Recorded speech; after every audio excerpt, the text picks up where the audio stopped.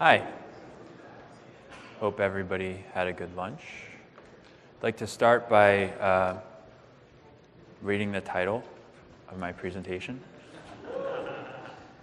Fault-tolerant data, surviving the zombie apocalypse. I'm Casey Rosenthal, that's my Twitter handle. If you're interested in some of the stuff I talk about, I figure the most efficient way for me to get links to you is I'll tweet the links after the talk. Very small bit of background on me. I worked for a company called Basho. Our icons look like this because it's named after a Japanese poet. So that's me. I get to work with a really good team of consultants, best consulting team I've had the opportunity to work with. And we set up distributed databases for critical data for large enterprises. So recording things like internet traffic, transactions, and things that lives depend on, like medical records and video game scores.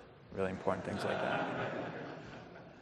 And to give you a sense of what my motivation is, I love working with data. And I'm going to make, you can call databases SQL versus NoSQL, NewSQL, no DBs. There's a bunch of different ways of chopping up the database space right now.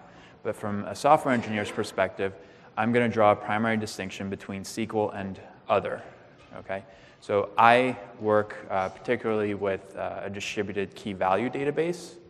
Most of the data modeling techniques I'm going to talk about are applicable to distributed key value and other kinds of distributed databases, not just the one that I happen to work with most, which is React. So the reason that I love this category other is because I'm going to generalize. I'm totally going to generalize your experience. Most of you have worked with relational databases. I don't really care if that's true. I'm just going to assume it. So I also come from a background with SQL, with relational databases.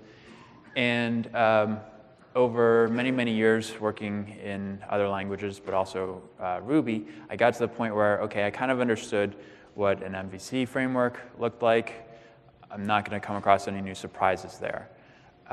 With the decades of institutional knowledge we have about SQL databases, nothing is really going to surprise me about how to model data on a relational database. And if you know your design patterns, and you probably have a couple that you use regularly, it's unlikely that you're going to come across a design pattern that completely blows your mind and changes how you do everything. In the category of other databases, that happens on a regular basis. New databases come along that completely change not only how you understand modeling your data, but the kinds of applications you're able to build, because they have different properties. They can do new things. They look at data in a different way that you didn't have the capability of accessing before. So it's really cutting edge, and it changes a lot, and it's a good brain exercise. So part of that is just the computology aspect. I happen to like reading white papers, and there's a lot of great academic work going on right now in the other database and the distributed systems sphere. There are a lot of unsolved problems still. There are cases where we don't know the implications of setting up certain kinds of distributed architectures. And I'll touch on a couple of them. The other reason this field is exciting to me is because of this principle of high availability. Yeah, zing. So think for a moment about Google, right? When you go to search something, you don't necessarily expect that it has everything indexed up to the exact second that you hit the search button, right? We allow a little bit of fuzziness in the results. In fact, we don't even expect that if you search here, you're going to get the same exact results at the same time as if somebody did the same exact search in LA, right? We allow for a little bit of oddness there. What we do expect is that Google will show up. If we get a 500 or 400, we'll probably start checking our internet connection or something first before we think Google's down, right? That's a form of high availability. To give you another example, email. If you use email on your phone and your phone goes out of range, you don't expect that you all of a sudden won't be able to read your email and not be able to write email. You expect that when the internet connects again, anything you've written gets sent out and you get, so that's another form of high availability. The key ingredient here is there is not a global state that exists that is consistent at any given point of time. Of course, health records. You don't expect when you buy insurance or update or go to the doctor that immediately that's going to be reflected on your health record. But you do expect that when you go to the health insurance website, it will be up and it will have like historical data available to you. So that's really interesting because that's the expectation that most of us have, most people familiar with the internet have about using the internet, is that it's highly available and not strongly consistent. It doesn't have one global state at any given point of time. And there's kind of this tension between the two. Well, if that's the expectation, the interesting thing is SQL was designed to be strongly consistent. So the database that we use intrinsically is not the one that follows the paradigm that most of our expectations using online applications follow. Other databases are built with high availability in mind. So they might not be strongly consistent at a given point in time. They might be eventually consistent. There's allowance for data that hasn't propagated to all of the machines in the cluster to get around to it. So to really hammer home this distinction, I'm going to focus on two different mindsets when we're building applications. This is your brain on SQL, and nobody's rushing the screen, which is a good sign, so there's no zombies in here.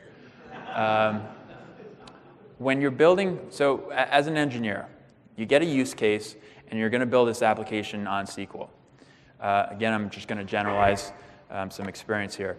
So you take the use case, you figure out what data is in there, say addresses, companies, users, whatever, and you break those down into tables, figure out what the relationships between those tables are, and denormalize your data. Do a lot of other things that, again, we have decades of institutional knowledge how to structure tables and rows and indexes in relational databases. And if we do that right, according to best practices, if we do that well, then we have a pretty good level of confidence that when we go to build an application on top of it, we'll be able to get the data out in a way that we want to present it to the client, whether the client is another computer or person or whatever. Okay? Model your data, do that well, then show it to the client.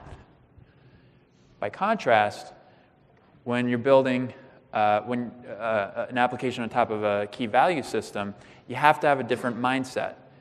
And that mindset is kind of the reverse. You look at the use case and you focus on how is this going to look to the client.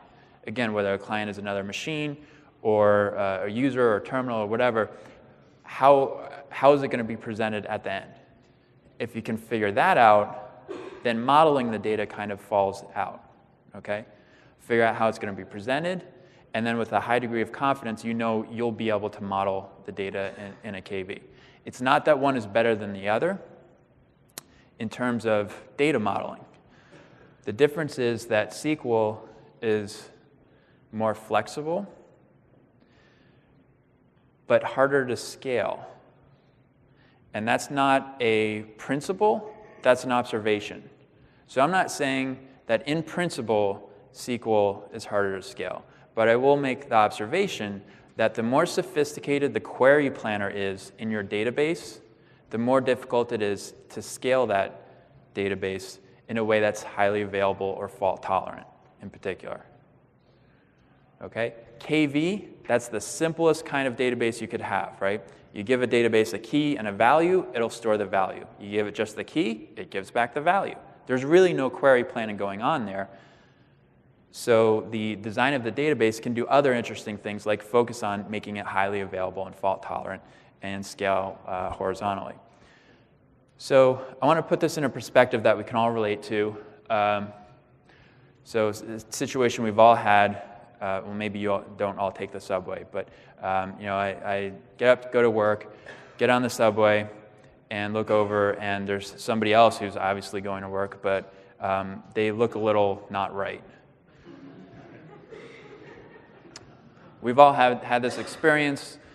We see that there's a zombie on the subway, and we know that the apocalypse is upon us.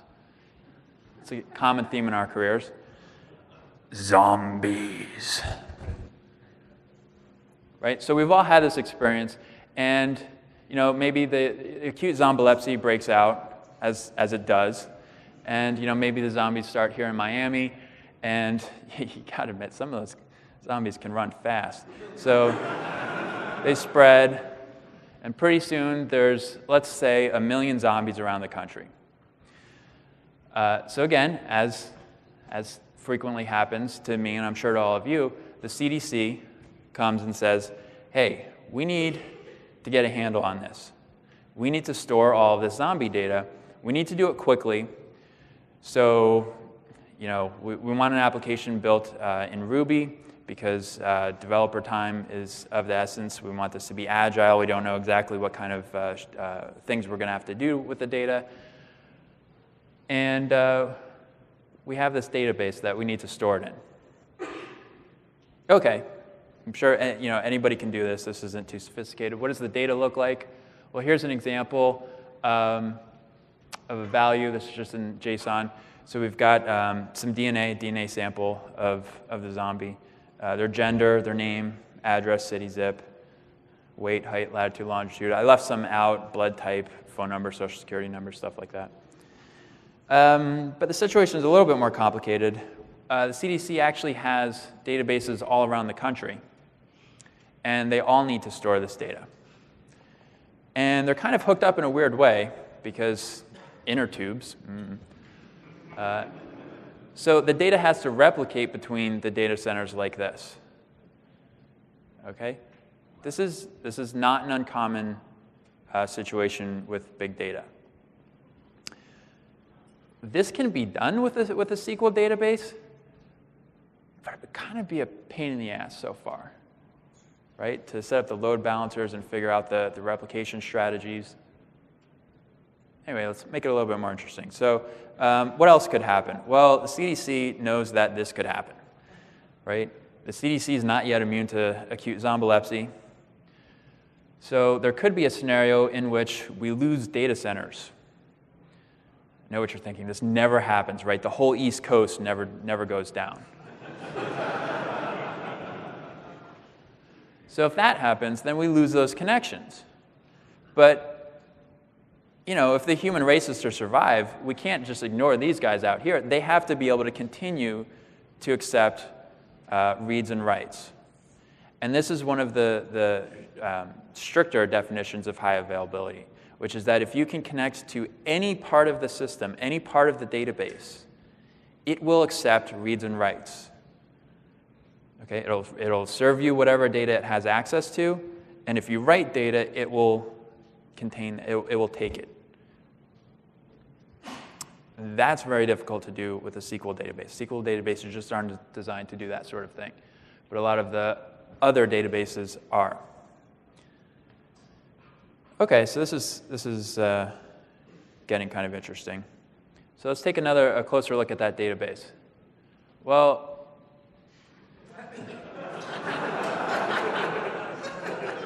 it's big. We're storing DNA, right? So that's about your genome. Well, I don't know about yours. Everybody else's genome is about 1.5 gigabytes per person. So 1.5 gigs, that's getting to be a large database. It won't fit on one server. So we're going to have to store it on several servers. Again, other databases are designed to do this. They will automatically do one of two things. They'll either have a logical router that knows by looking at the key where the data is supposed to be stored, or they have some sort of metadata server that keeps track of where all of the objects in the database are stored. Those are the two major paradigms for how a distributed database stores data. And this also has to be fault tolerant. let me just put a definition on that phrase, fault-tolerant. That's the optimistic view that stuff is going to happen, that bad stuff is going to happen. Optimistically, if you have a fault-tolerant system, you're expecting bad things to happen. So in this case, server's going to die. It's going to catch on fire. The bearings in the hard drive are going to, the RAID is going to collapse. Something's going to happen, and a server's going to die. And in a fault-tolerant system, that's okay. It continues to run. In some cases, worse, a cable comes unplugged. The zombies get into the data center, chasing the ops guys, and trip over a cable, right? And so now we've got part of the cluster is connected, and another part of the cluster is not connected. Okay. Again, I'll leave time for questions. We can talk more about how databases have different strategies of dealing with fault tolerance and replication and anti-entropy, entropy being when data sets get out of sync. But let's continue talking about the requirements. OK, so we're going to store this as a key value data model. Thank you, Mr. Or CDC person. So this is the value. We need a key. Well, fortunately, they have a system for establishing a UUID for a key. So in this case, it will be patient 0. When we want to look up this data, we give the system patient 0, and it gives us back the data that we need to do research on. And CDC person says, oh, and also I want to sometimes look it up by zip code. I want all of the zombies in a given zip code. OK, a strict key value doesn't have a second way of looking things up. So here's where we have to start considering data modeling. We can always look this record up by the key patient 0. That makes sense. How do we look it up by 33436, that zip code? Well, if we've got the data on a bunch of servers, right, the zombie data comes in. We store it on one machine, in this case, the upper array machine. And the system knows that patient 0 key points to that machine. So that's how it knows to get that data. But say we have these 3 zombies in that zip code. We don't have a way of asking key value system how to find those 3 zombies who are in that zip code.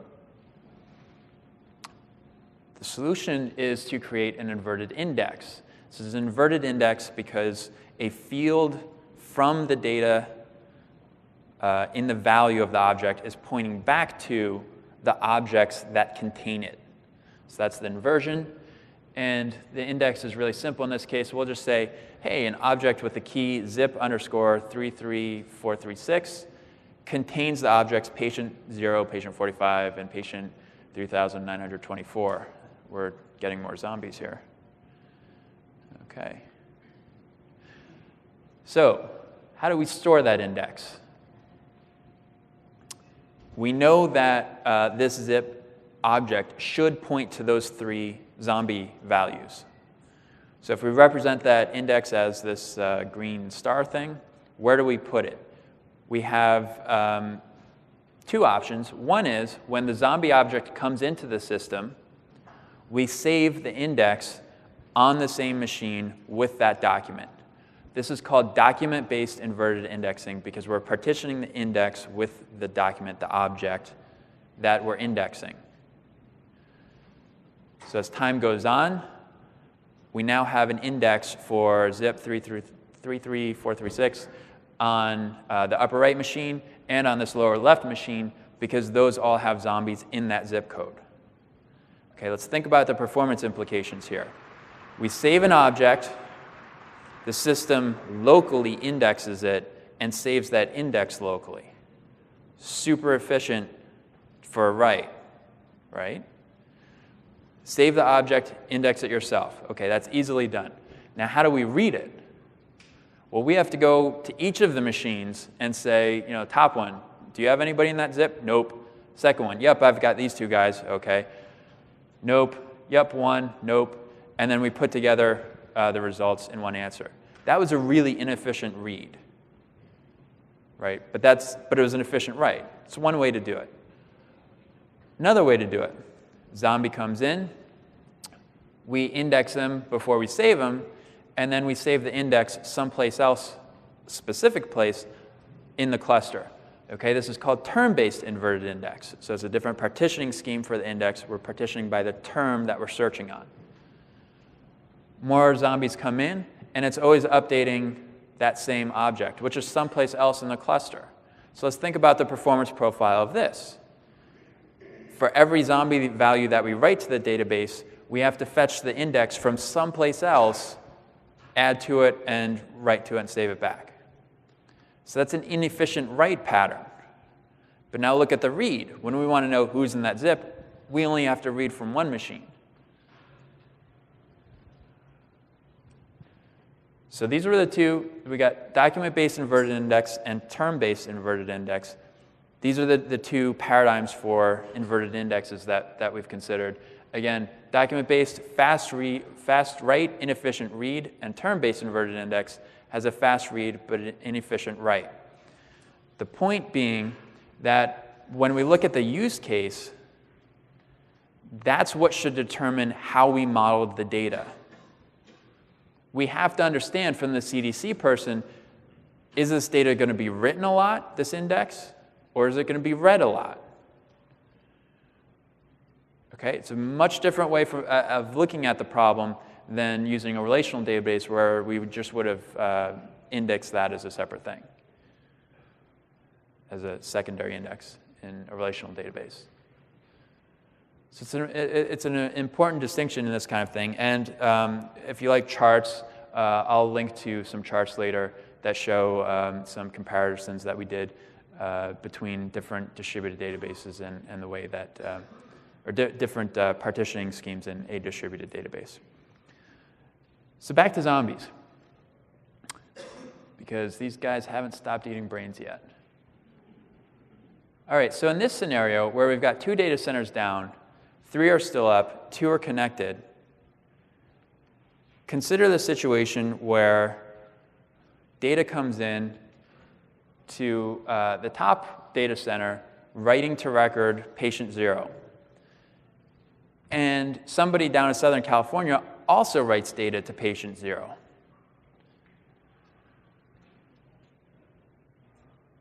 How would you handle this in a SQL database? Let's make the problem worse.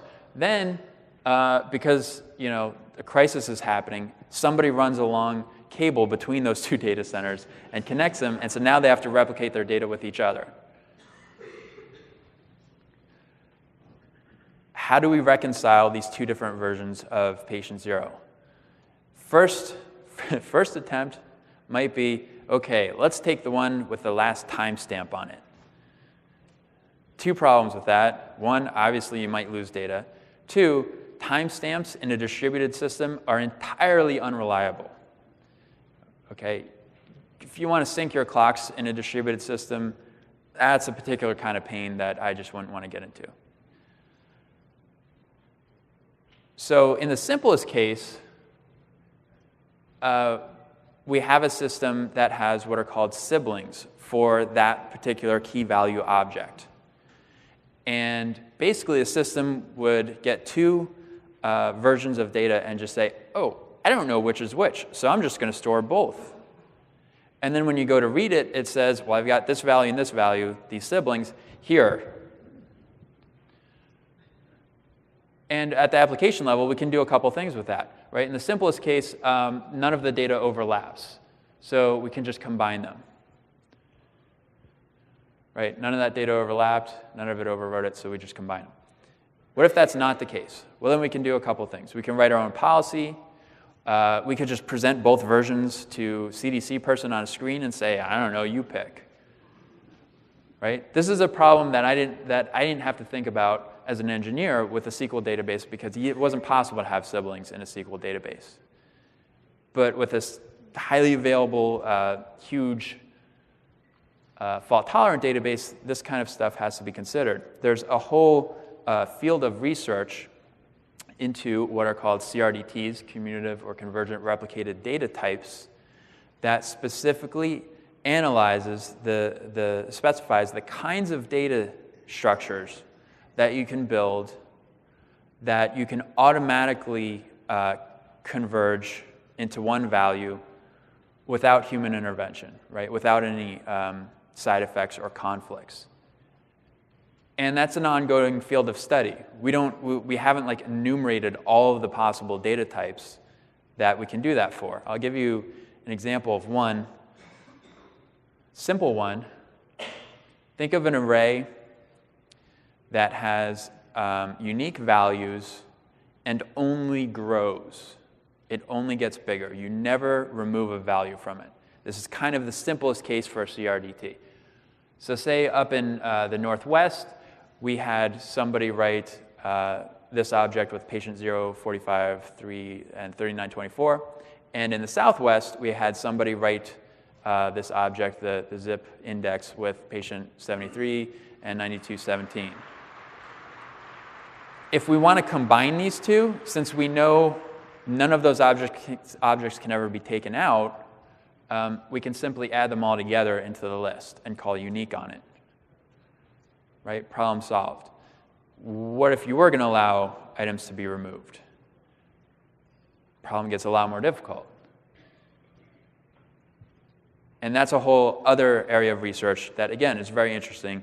Other topics, I want to take some questions, so I won't get into this too much, but other research topics with distributed systems, geohashes, right? If you want to store longitude and latitude for an object, and then you want to know, hey, find me all of the things that are within a mile. If that's on one computer, we have algorithms that do that. What if you're trying to contain that data set on many computers? That becomes a much more difficult problem because you can't just ask one computer, give me all the things within a mile, because some of those things might be on another computer. So what do? Ask all of the computers? That's an inefficient read. A lot of interesting research going on there. And ACID transactions. The I is lowercase on purpose. So in a highly available system, a couple of years ago, I was asked, can you have ACID compliant transactions on top of a highly available system? And the general consensus was no, as little as 2 years ago. Now we know that that's not the case. It turns out that the I in ACID actually means a lot of things. And in a SQL database, you probably think it means that one transaction starts, does stuff, stops, and then another one starts, does stuff, stops. Most SQL databases that we use here, again, I'm just making a huge generalization, don't actually work that way. Or they rely on serialization at the resource level to give you that kind of result. But they have other levels of protection called repeatable reads or read committed, where when one transaction starts, maybe another one starts too, and does some work before the first one ends. Okay? By default, a lot of the databases, the SQL databases that we use, do that. That kind of transaction you can build on top of a highly available system. And you can model your data in a way to give you those properties if you require them.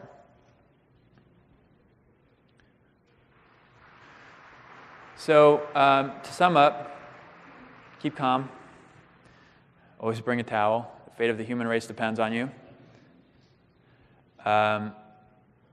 Distributed data, distributed databases like this, highly available databases can help you survive the next zombie apocalypse. We've all been through them before. There's no reason for us to expect we won't be through more in the future.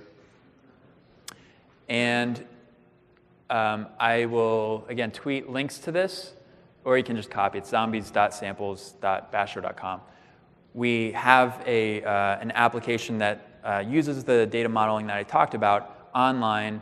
It has a map so that you can see where the zombies in the area are, and it allows you to search using those two different indexing methods that I mentioned, term-based inverted indexing and document-based inverted indexing for the zombies in a given zip code. You can also search for them by geohash. There's a blog post describing how that's done. And the code is available in Ruby and a little bit of JavaScript. OK? And that is my presentation. So I would like to thank 4 of my colleagues, Drew Kerrigan and Dan Kerrigan, for writing the application that I spoke about, Nathan Oshbacher for some of the material, and John Newman for the artwork. And I will include links to all of the things I just referenced there in Twitter shortly. So my time is up. Find me in the halls. And good luck.